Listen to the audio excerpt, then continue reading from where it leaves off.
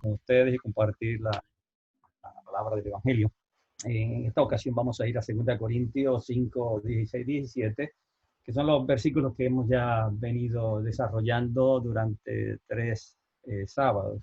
Y el apóstol Pablo dice de manera que nosotros de aquí en adelante a nadie conocemos según la carne, y aun si a Cristo conocimos según la carne, ya no lo conocemos así. De modo que si alguno está en Cristo, nueva creación es, las cosas viejas pasaron, y aquí todas son hechas nuevas. Así que ese va a ser nuestro versículo como punto de partida. Nuestra intención hoy es ver la manera en que esta doctrina afecta nuestra vida en esta tierra. En otras palabras, vamos a hablar un poco acerca de la ética cristiana, de la conducta del creyente. Una de las cosas que nosotros sabemos, ¿no? Cuando nosotros estudiamos la Biblia, nos damos cuenta que... Disculpe, hermano, 2 Corintios. 5, 17, 16, 17. Gracias. Nosotros vamos a encontrar que el apóstol Pablo, cuando escribe sus epístolas, las escribe no como un libro de teología. Generalmente nosotros pensamos que todas estas doctrinas están organizadas de una manera en donde nosotros podemos traer toda una confesión, ¿verdad? Y muchos teólogos han creado lo que se llama la teología sistemática, donde se organiza usando los versículos de la Biblia que están referentes a un tema particular, los van organizando de esta manera. Y muchas veces cuando se hace esto, pues se saca de su contexto estos versículos.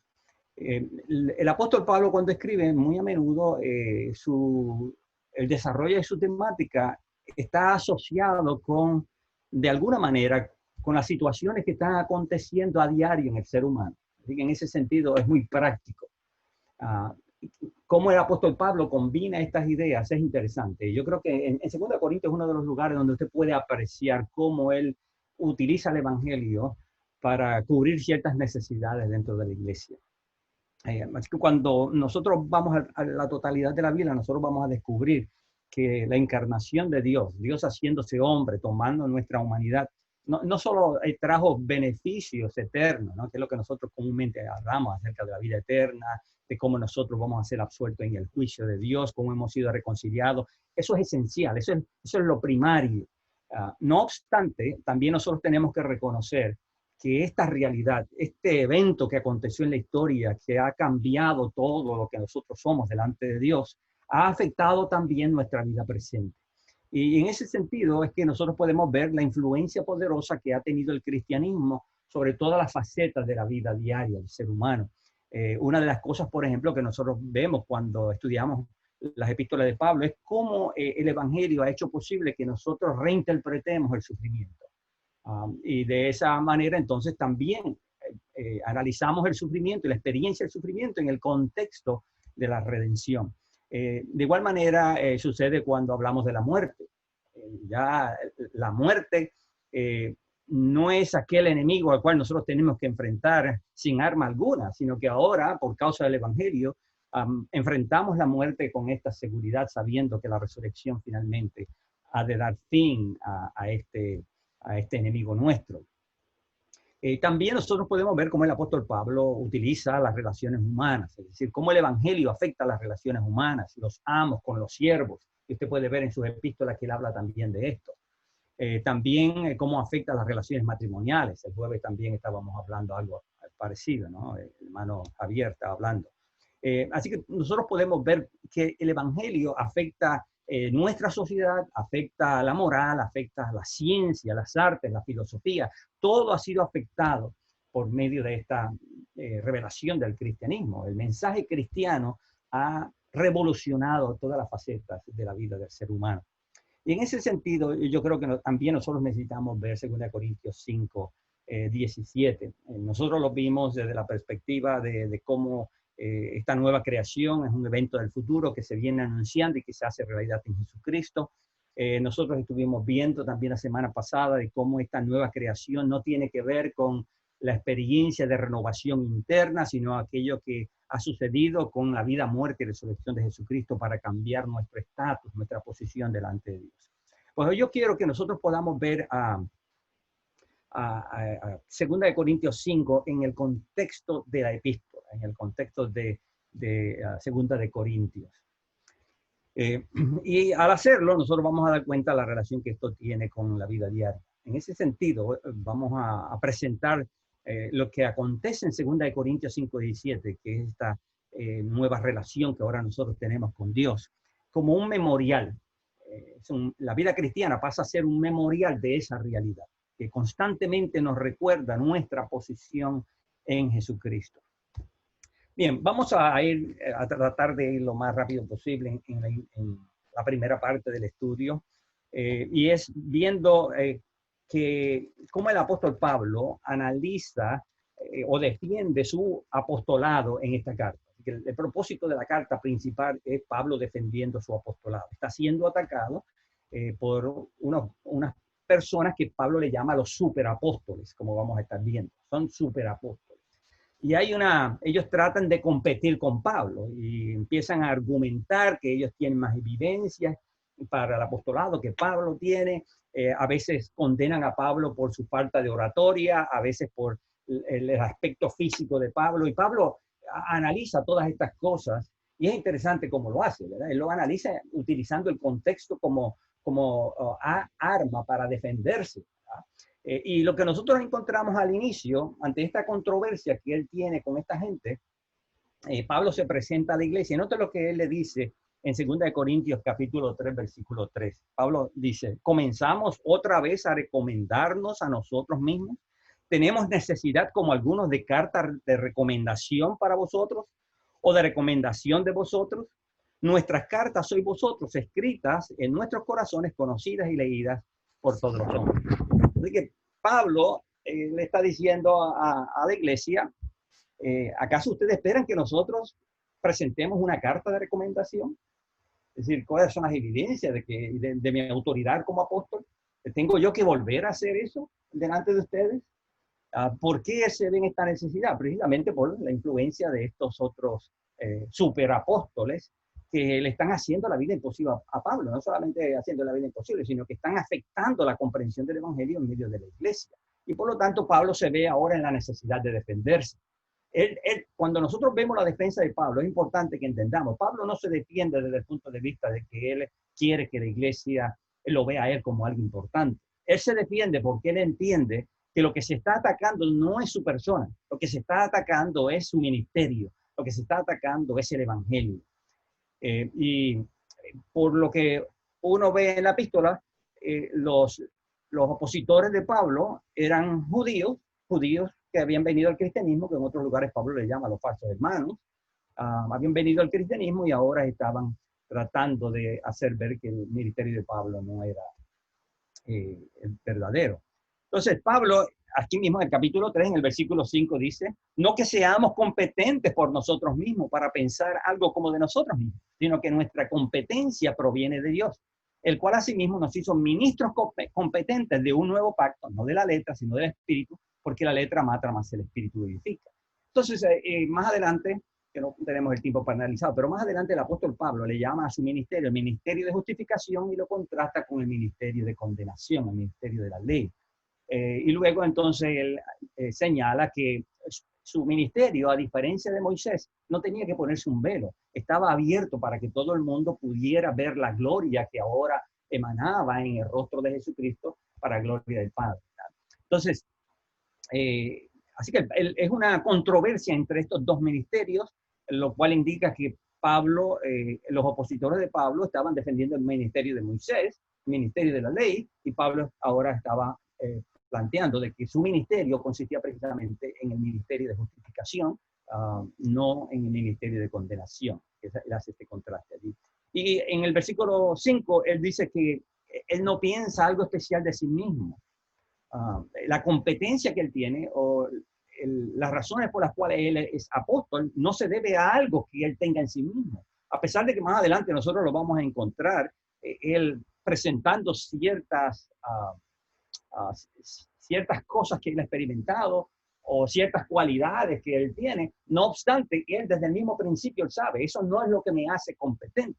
Y es el mismo principio que nosotros tenemos en el evangelio. Cuando nosotros predicamos el evangelio, estamos diciéndole a la gente nosotros somos aceptables delante de Dios no en base a algo que está en nosotros, algo que nosotros tenemos. Podemos tener muchas virtudes, podemos vivir una vida moral, una vida ética ante el mundo, pero eso no es lo que nos capacita o nos habilita a estar delante de Dios y ser justificados. Nosotros entendemos que nuestra capacitación para ser justificados se debe al hecho de que Cristo murió, resucitó y está a la diestra de Dios intercediendo por nosotros. Esa es la única base y fundamento de nuestra justificación delante de Dios. Así que Pablo está usando el mismo principio, pero lo está aplicando ahora para su defensa. Y él está diciendo que la competencia que él tiene es por el llamado de Dios. Dios le ha dado por su pura gracia llamar a Pablo como apóstol. Y Pablo en otros lugares lo explica. Yo no merecía esto, pero por la gracia de Dios, Dios me ha dado este privilegio. Me ha dado este ministerio especial de la justificación. Porque Pablo ha sido justificado, ahora Pablo utiliza la misma justificación que él recibió como fundamento para predicar ahora el evangelio a todo el mundo. De la misma forma que Dios lo justificó a él, justifica también a todos los hombres. Así que el ministerio de Pablo es el ministerio de justificación. Y luego entonces se introducen los falsos apóstoles o los superapóstoles. Pablo en algunos de los versículos le llama falsos apóstoles, ministros de Satanás, así les llama. Y en otros lugares simplemente le llama los superapóstoles, que en la versión Valera se ha traducido como los grandes apóstoles. En el capítulo 10, el apóstol Pablo dice, versículo 12, porque no nos atrevemos a contarnos ni a compararnos con algunos que se alaban a sí mismos, pero ellos, midiéndose a sí mismos por sí mismos y comparándose consigo mismos, no son juiciosos.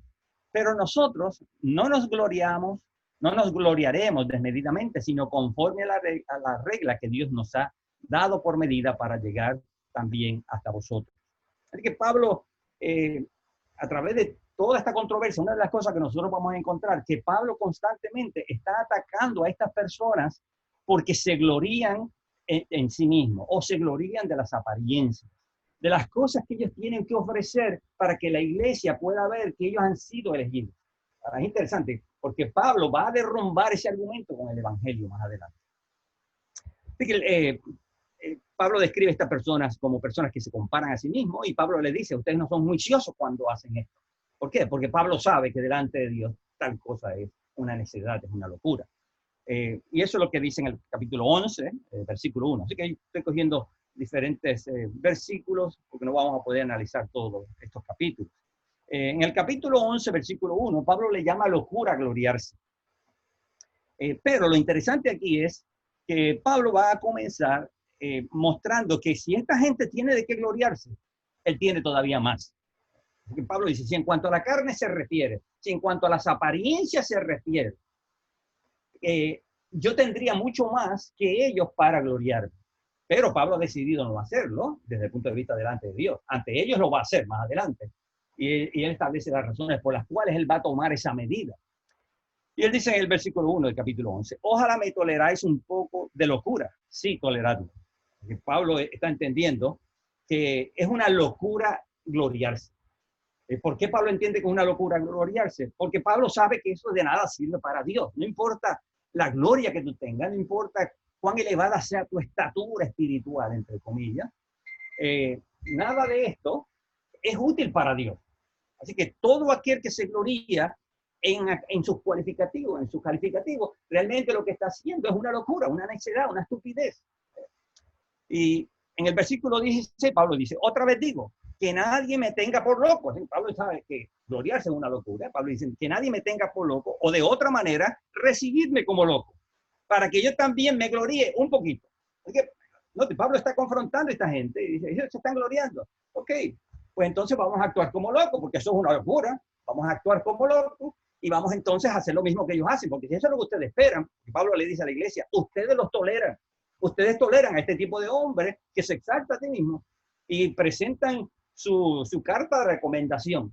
Así que si es cuestión de eso, ok, yo voy a presentar también la mía, pero es una locura, recuerden, ténganme ahora como loco, pero toleren. Dice el versículo 17, lo cual hablo, no lo hablo según el Señor, sino como en locura. Así que me está diciendo, esto no es lo que el Señor realmente espera de mí, pero yo lo estoy haciendo solamente como un acto de locura, ¿verdad? Y esto no viene de Dios, esto no viene del Señor. con esta confianza déjeme leer el pasaje completo. Dice, lo que hablo, no lo hablo según el Señor, sino como en locura, con esta confianza de gloriarme. Puesto que muchos se glorían según la carne, también yo lo haré, yo me gloriaré. Porque de buena gana toleráis a los necios, siendo vosotros cuerdos. En ese sentido, otra vez, Pablo ahora está entrando en el juego de esta gente. Ellos se glorían, pues yo voy a gloriar también. Algo que nosotros encontramos muy similar, ¿se acuerdan? En Filipenses, Pablo dice que en cuanto a la justicia de ellos es irreprensible. Empieza a nombrar todas aquellas cosas que él, según la carne, él tenía para tener cierta confianza. Pero Pablo sabe que en cuanto a la carne se refiere, eso no sirve nada delante de Dios. Es similar a lo que Pablo hace en Filipenses 3. Noten, aún las palabras que emplea, los conceptos que emplea son similares. En el versículo 21 del capítulo 11 dice, para vergüenza mía lo digo, para eso fuimos demasiado débiles, pero en lo que otro tenga osadía, hablo con locura, también yo tengo osadía. Son hebreos, yo también. Son israelitas, yo también. Son descendientes de Abraham, yo también. Son ministros de Cristo, como si estuviera loco hablo, yo más. En trabajos más abundantes, en azotes sin números, en cárceles más, en peligro de muerte muchas veces. De los judíos 5 veces he recibido azotes, 40 azotes menos 1. 3 veces he sido azotado con varas, 1 vez apedreado, 3 veces he padecido naufragio. 1 noche y 1 día he estado como náufrago en alta mar.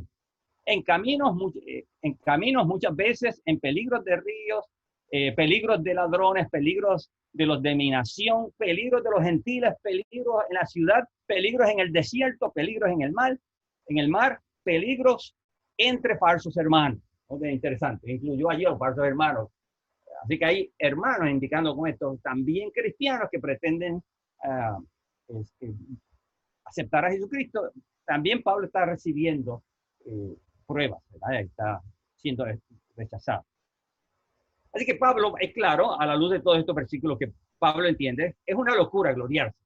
Pero por causa de aquellos que están pretendiendo que ellos tienen el verdadero ministerio, yo voy entonces a mostrar que yo tengo los calificativos necesarios para ser apóstol, aún por encima de ellos. Y eso es lo que él viene desarrollando. Luego, en el capítulo 12, versículo 5, hay otros versículos más, pero voy a solamente coger uno. Pablo dice, de mí mismo, en nada me gloriaré, sino en mis debilidades. Así que Pablo sabe, todas estas cosas que tienen cierta reputación, Pablo habla de las visiones que ha tenido, y de otras pruebas y de las señales de su apostolado, cómo se han manifestado. Pero Pablo dice, realmente ninguna de estas cosas es útil. Todo es una locura gloriarse en estas cosas. Por lo tanto, que a mí me resta gloriarme en mis debilidades. No en mis habilidades, sino en mis debilidades. ¿Por qué? Porque el Señor había dicho, ¿se acuerdan? Cuando Él le está pidiendo a Dios que lo libere de esta situación que Él tiene, ¿no? Que se cree que es una enfermedad. Dios le dice, no ruegues que te quite esto porque lo voy a dejar contigo. Y entonces él entendió.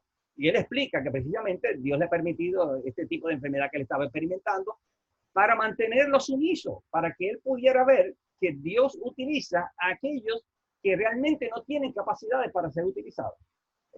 Así que es un acto de la gracia de Dios. Pablo entonces está argumentando que la única manera en que nosotros podemos estar poder ser utilizado por Dios no es como personas que tienen ciertas cualidades especiales, sino como personas que reconocen su total deficiencia, que ellos no tienen nada que ofrecer a Dios, y de la misma forma que han recibido la salvación por gracia, también han recibido gratuitamente, como un acto de la bondad divina, el ministerio que han recibido. Y eso es un mensaje también para todos aquellos que se constituyen en líderes de la iglesia, pastores, ministros, ¿verdad? Y personas que dirigen. Y es que entiendan, ustedes no son especiales por la posición que tienen o porque Dios ha visto una cualidad especial en ustedes. Es un acto de gracia. Y nuestro ministerio es un ministerio como el de Pablo, no para destruir y condenar, sino para edificar a la iglesia y para conducirla constantemente a que pongan su confianza enteramente en Jesucristo. Así que Pablo está en toda esta defensa y aquí entonces llegamos al capítulo 5. Pero antes voy a leer un pasaje más del 10:2. Pablo dice que él no va a emplear las armas que él va a emplear para defenderse no van a ser las armas carnales.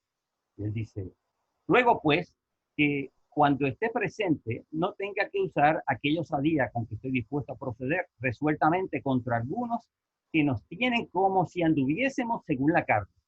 Pues aunque andamos en la carne, no militamos según la carne, porque las armas de nuestra milicia no son carnales, sino poderosas en Dios para destruir toda fortaleza. Así que el apóstol Pablo sabe que él está luchando contra espíritus y potestades que ahora se están manifestando a través de estos superapóstoles. Y Pablo sabe que él no va a utilizar las mismas armas que ellos utilizan. Las armas de ellos es tratar de ver que Pablo realmente no es nada comparado con ellos. Y el argumento de Pablo es, yo sé que yo no soy nada. Pablo se llama a sí mismo, cuando habla del ministerio que él tiene, Pablo dice, y esto está en una vasija de barro. Así se llama él. Porque es, a la luz del contexto, cuando usted coge el capítulo 4, el capítulo 5, tal parece que están acusando a Pablo por su apariencia física, por su cuerpo, por las señales quizás de todos estos maltratos que él ha recibido. Y ahora entonces están diciendo que él no tiene las señales físicas para ser un apóstol de Cristo. Y de ahí es que él introduce, más adelante, él introduce la idea de que él está viviendo en un cuerpo que es una casa que va a perecer y él desea recibir la que tiene eterna en los cielos. En otras palabras, recibir un nuevo cuerpo. De esa manera, él contrarresta toda esta influencia que tienen estas personas. Ellos también acusaban, como dijo ahorita, acusaban a Pablo de tener una mala oratoria, que no era un buen orador. Y eso se sabe, porque el epístola de Corintios se compara con Apolo, y por eso mucho le gustaba a Apolo, por su buena palabrería, ¿no? Pasa muy a menudo con muchas personas que en lugar de enfocarse en el mensaje del evangelio, la gente se deja entusiasmar más bien por la oratoria que las personas tienen. Y muchas veces estas personas con mucha oratoria engatusan a la gente, los engañan, trayéndole falsas doctrinas, pero la gente por la palabrería, la forma tan sutil con que presentan sus ideas, pues caen presas de la influencia de ellos. Así que Pablo no era un tremendo orador, pero Pablo dice, no obstante, ustedes tienen que darme algo, y es que yo sí conozco el evangelio. Así que eso es lo que él va a utilizar, ¿verdad? Así que ahora llegamos al capítulo 5, en donde Pablo dice que él es responsable delante de Dios. En el capítulo 5, los primeros versículos antes del 11, él dice que él es responsable delante de Dios, y su temor no está en los hombres. Así que su preocupación no es lo que los hombres piensen de él, a pesar que es importante en este momento, pero él está diciendo, mi conciencia está tranquila delante de Dios, yo soy responsable delante de Dios. Y él dice, conociendo pues el temor del Señor, persuadimos a los hombres, pero a Dios les es manifiesto lo que somos. Espero que también lo sea a vuestras conciencias.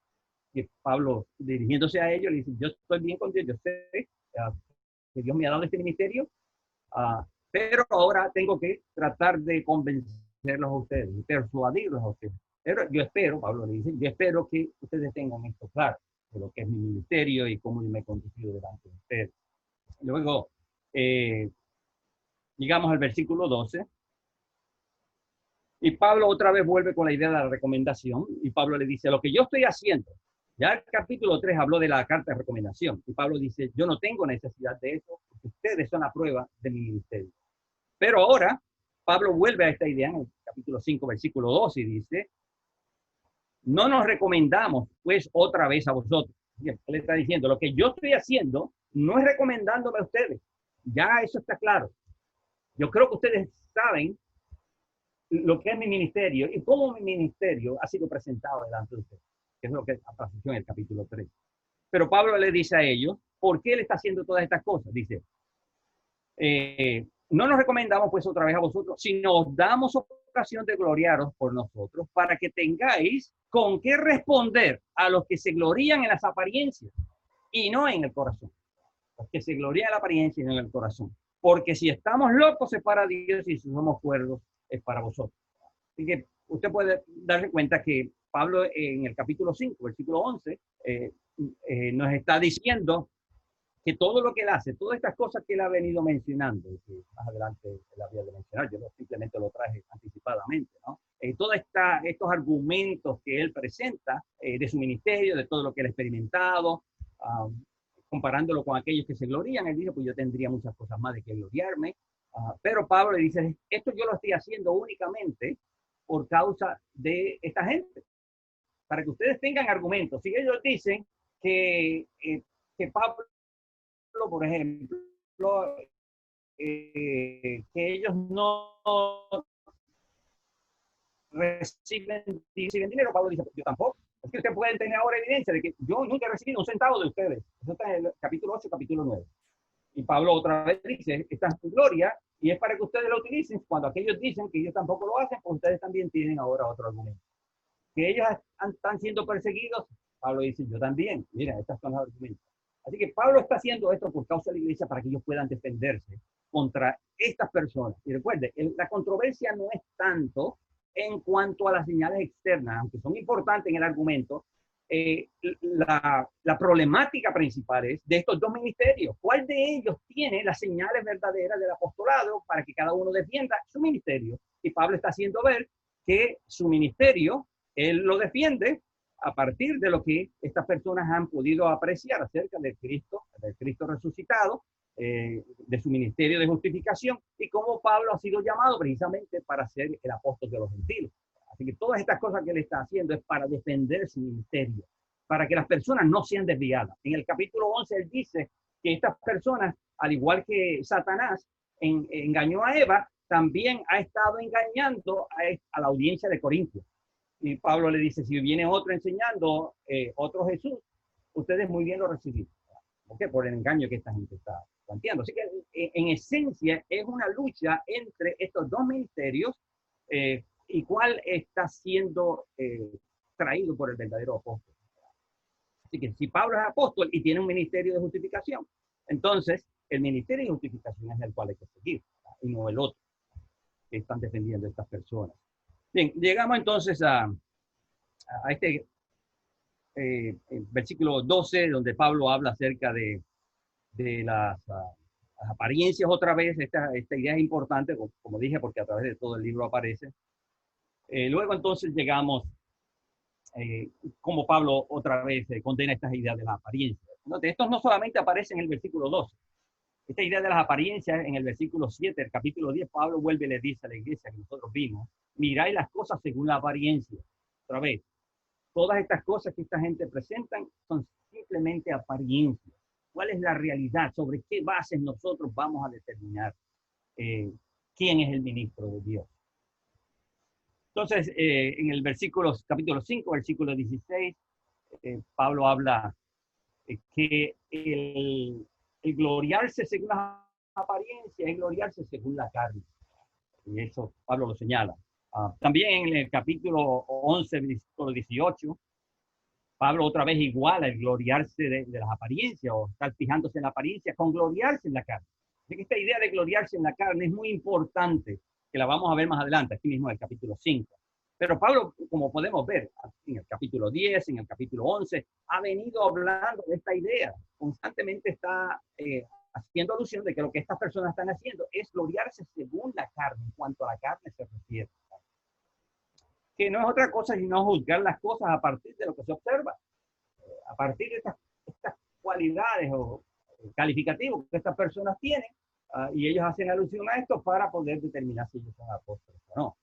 Entonces, Pablo ya ha venido también hablando de este problema, de estar poniendo los ojos basando su fe en las cosas que se ven. En el capítulo 4, versículo 18, él dice, no mirando nosotros las cosas que se ven, sino las que no se ven. Pues las cosas que se ven son temporales, pero las cosas que no se ven son eternas. Luego en el 5:7 dice, porque por fe andamos, no por vista. Esta idea de vivir de apariencia, de hacer juicios por las apariencias, es vivir de la vista. Y Pablo dice, estas cosas no son permanentes, son pasajeras. Así que los oponentes de Pablo están constantemente haciéndole ver a la iglesia que tienen que fijarse en Pablo, en su apariencia física, su oratoria, sus calificativos. Y Pablo dice, mira, todas estas cosas son temporales, nada de esto es eterno.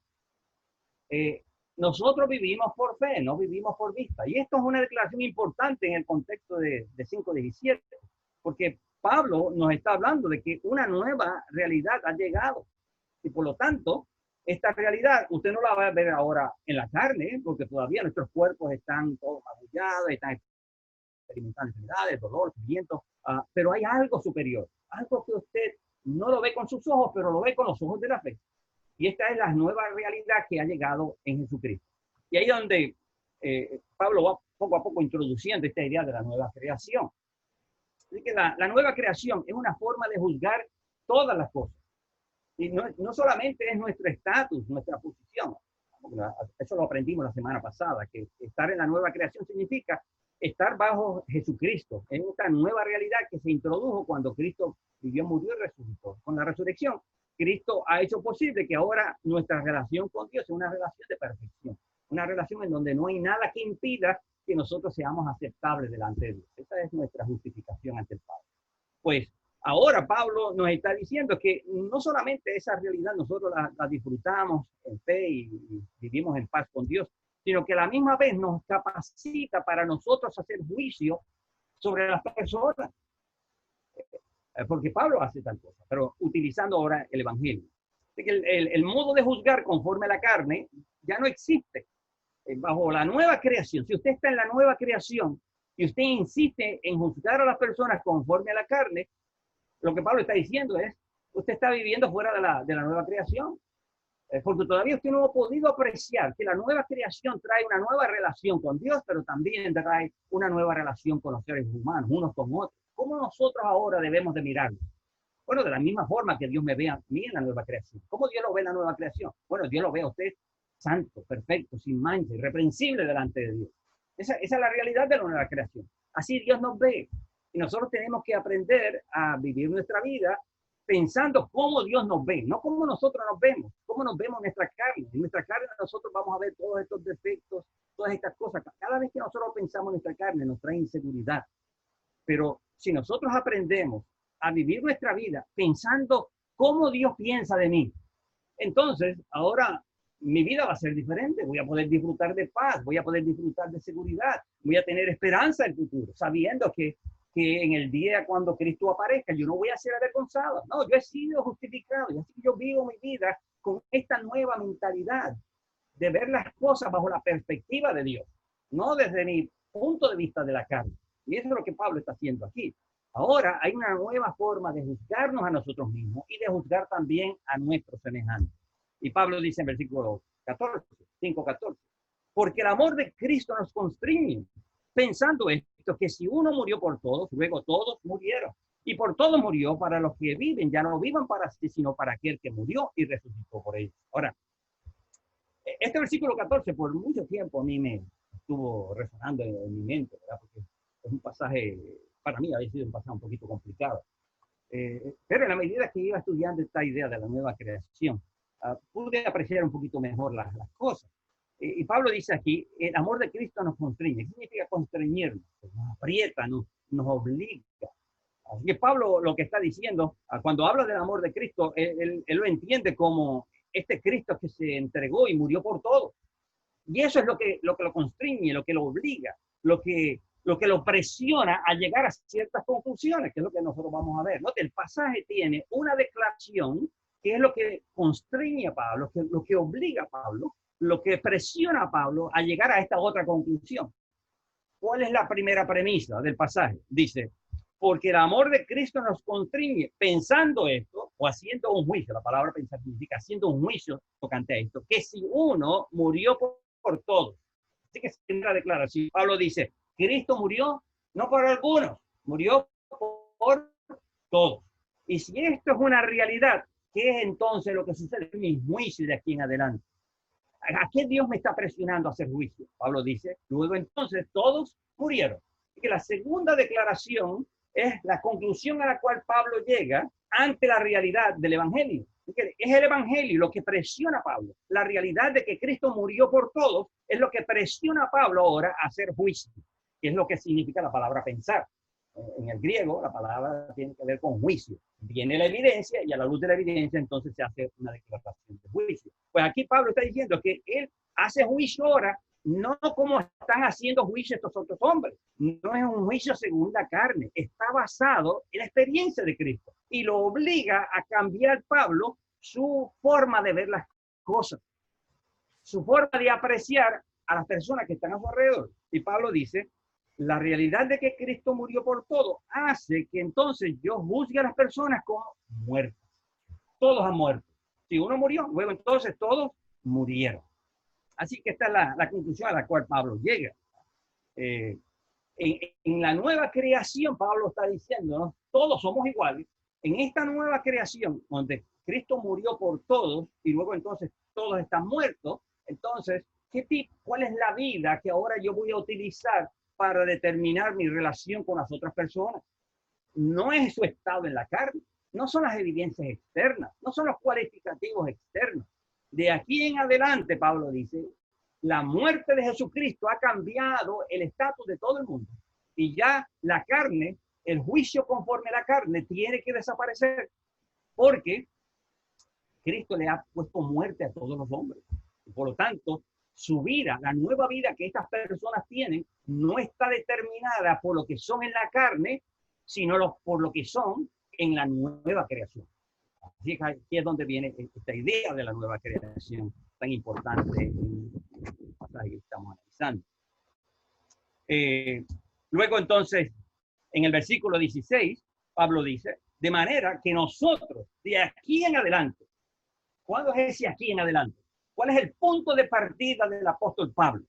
Bueno, ya comenzó Pablo diciendo, desde el momento en que yo llegué a la conclusión que Cristo murió por todos y que todos estaban muertos, desde este momento en adelante, a nadie conocemos según la carne. Usted puede ver, Pablo está mostrándonos que la muerte de Jesucristo, la resurrección de Jesucristo, el evangelio ha cambiado la percepción de Pablo, y no solamente la percepción de Pablo, sino que ahora le da a Pablo, o obliga a Pablo, a juzgar a las personas no en su estado de carne, sino en su posición en Cristo. Y por eso es que dice, de aquí en adelante, a nadie conocemos según la carne, es decir, a la luz de lo que son exteriormente. Ahora, noten qué interesante, porque Pablo nos está hablando precisamente en esto de este nuevo estatus que llega como resultado de que Cristo murió, de que Cristo resucitó, y ahí introduce a Cristo. Entonces, Pablo ubica a Cristo en este concepto de no juzgar a nadie según la carne. Y lo que Pablo está diciendo es que ni siquiera Cristo lo va a juzgar según la carne. Note lo que dice en el versículo. Y aún si a Cristo conocimos según la carne, ya no lo conocemos así. ¿A qué Pablo se está refiriendo cuando dice esto? De Cristo conocido según la carne. Bueno, a través de los evangelios, de los epístolas de Pablo y aún en Pedro, encontramos que se hace este contraste entre el Cristo que muere según la carne y el Cristo que es glorificado. O se contrasta entre carne y espíritu en Cristo. Lo mismo que se hace al ser humano se compara con Cristo. Cristo según la carne y Cristo según el espíritu. Por ejemplo, en Romanos capítulo 1, Pablo dice que conforme a la carne, Cristo era de la descendencia de David, y conforme al Espíritu fue declarado Hijo de Dios con poder. Esta es la glorificación de Jesucristo, de lo que se está hablando en el pasado. Así que Pablo está diciéndonos con esto que él ya no conoce a Cristo en su estado de humillación. No es que Pablo ignora eso, sí, eso es importante, pero Pablo está diciendo, ahora nosotros tenemos un Cristo que se ha sobrepasado su estado de humillación y ahora está en su estado de gloria, ahora reina glorioso en los cielos. Ha sido entronizado, ahora él posee autoridad sobre todas las cosas. Así que Pablo ahora está contrastando el estado de Cristo en su estado de humillación comparado con el estado de Cristo en su gloria. Y eso lo está utilizando para que nosotros entendamos también que nosotros no podemos juzgar a las personas conforme a la carne y conocer a las personas conforme a la carne. Porque lo que Pablo está comparando es, mire lo que ellos son en Cristo. Mira, lo mismo que pasó con Cristo, lo mismo que está pasando con ellos. De la misma forma que Cristo pasa de un estado de carne, de humillación, a un estado de gloria, estas personas también que han vivido en un estado de humillación y de condenación, ahora han pasado a un estado de gloria. Es decir, han sido incorporados en la gloria de Cristo. Han sido sentados a la diestra de Dios juntamente con Cristo. Son coherederos juntamente con Cristo. Todas estas cosas este paso del estado de humillación al estado de gloria. Así que Pablo ha dicho, yo no voy a conocer a nadie desde este momento, desde el momento en que la luz del evangelio iluminó nuestras conciencias. Desde este momento en adelante, Dios me llama a relacionarme con el mundo y todo lo que nos rodea, con los seres humanos, bajo una perspectiva totalmente diferente. Yo le llamo en ocasiones imputar justicia. Yo utilizo este concepto para hablar del matrimonio. En el matrimonio son dos personas que son imperfectas. ¿Cómo nosotros podemos mantener la reconciliación? Si nosotros practicáramos este principio que Pablo establece aquí, ¿qué nosotros diríamos de la otra persona? Nosotros diríamos que esa persona es justa. A pesar de que en cuanto a la carne, no es eso lo que vemos. En cuanto a la carne, lo que estamos viendo es una cosa totalmente diferente. Pero si yo la miro ahora bajo la realidad de que ellos han sido incorporados en la nueva creación y están en Cristo, pues entonces ellos tienen un nuevo estatus. Y si el esposo trata a la esposa imperfecta, atribuyéndole justicia o colocándole en la nueva creación, y la esposa hace lo mismo con el esposo, pues la reconciliación se hace evidente. ¿Ya? ¿Por qué? Porque ambos están reconociendo dos cosas. Ambos reconocen que no tienen justicia y por lo tanto no pueden constituirse en jueces del otro. Y ambos reconocen que tienen la misma justicia en Cristo y por lo tanto nadie es superior al otro. Así que eso que elimina cualquier jactancia, cualquier superioridad. No, yo soy más fiel que ella o que él, yo estoy haciendo más mejores cosas, pero la otra persona no hace como yo, como se supone que actúe. Bien, siempre vamos a encontrar evidencia según la carne o calificativos según la carne para nosotros gloriarnos. Así que eso afecta a todas las relaciones, mis hermanos, a nuestro alrededor. Y sí, Pablo, precisamente eso es lo que viene haciendo. Y ahí entonces es donde Pablo finalmente llega en el versículo 17. Dice, de modo que si alguno está en Cristo, nueva creación es. Las cosas viejas pasaron, todos son hechas nuevas. Así que si nosotros vamos siguiendo la temática de Pablo y la aplicamos directamente al contexto, Pablo está diciendo que él no juzga según la carne, porque esta persona que él va a juzgar ahora, las cosas viejas pasaron. Ya él no es el mismo delante de Dios. Él es totalmente nuevo, totalmente diferente. Es una persona justa. Así que si todas las cosas viejas pasaron y todo es nuevo, ahora nosotros podemos relacionarnos sobre esa base. Así que el evangelio para Pablo es lo que sirve de fundamento para él poder relacionarse con las demás personas. Y eso es lo que nosotros llamamos la conducta del creyente, las relaciones que nosotros guardamos unos con otros, la ética cristiana. Y Pablo lo que está utilizando, como el evangelio, al cambiar nuestra percepción de las personas y del modo en que ellas viven en su carne, nos permite a nosotros tratarla con la misma gracia que el Señor nos trató a nosotros. El Señor, nosotros no venimos al Señor diciendo, ya yo corregí mi vida, Señor, y ahora yo espero que tú me aceptes. No, nosotros venimos como somos, entendiendo que si alguna gota de misericordia emana del cielo, no es por merecimiento, porque estamos bajo el juicio, sino por la pura misericordia y gracia de Dios. Esa va a ser nuestra actitud. Eso nos mantiene unidos en nuestras relaciones unos con otros. Así que tiene un efecto positivo en la manera en que nosotros nos conducimos. Miren, yo creo que voy a tener que terminar aquí. Nos hemos pasado, yo creo, del tiempo. En conclusión, mi hermano, Pablo exhorta a la iglesia a no vivir de las apariencias, a no juzgar el ministerio de las personas por calificativos externos. ¿Qué es lo que determina si una persona es ministro de Cristo? Y esto es muy importante, ¿verdad? Lo único que califica a una persona para ser ministro de Cristo es el evangelio. Si la persona predica el evangelio, conoce el evangelio, enseña el evangelio, esa persona ha sido llamado por el Señor. Es posible que lo que tenga sea un cuarto grado de educación. Es posible que no tenga ni educación siquiera, que ni siquiera sepa hablar. Sin embargo, lo constituye ministro de Cristo la predicación del evangelio. Martín Lutero decía que quien conoce el evangelio es un gran teólogo. Así que nosotros tenemos que entender que donde el evangelio está, allí están los calificativos. Lo que Dios nos dice, lo que Dios nos ha dado en Cristo, y nosotros lo comunicamos, eso nos constituye en ministro de Cristo. La ética cristiana, mi hermano, consiste en vivir bajo los efectos de la nueva creación, teniendo siempre en mente quiénes somos delante de Dios y quién es mi prójimo delante de Dios. Cuando esto se pierde de vista y no atribuimos justicia a la otra persona como Dios ha atribuido justicia a nosotros, entonces vienen todas estas luchas que nosotros encontramos en nuestra propia experiencia, en la forma que nos relacionamos con nosotros. Es la dureza de nuestro corazón la que nos mantiene en rebelión. Muy bien, Dios le bendiga y vamos a dejarlo hasta aquí. Esperamos que hayan podido comprender en esencia, por lo menos.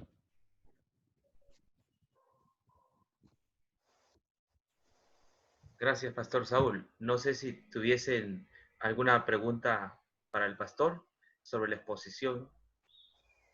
Bueno, tenemos un espacio de preguntas para el que lo quisiera hacer. Solo agradecerle, pastor.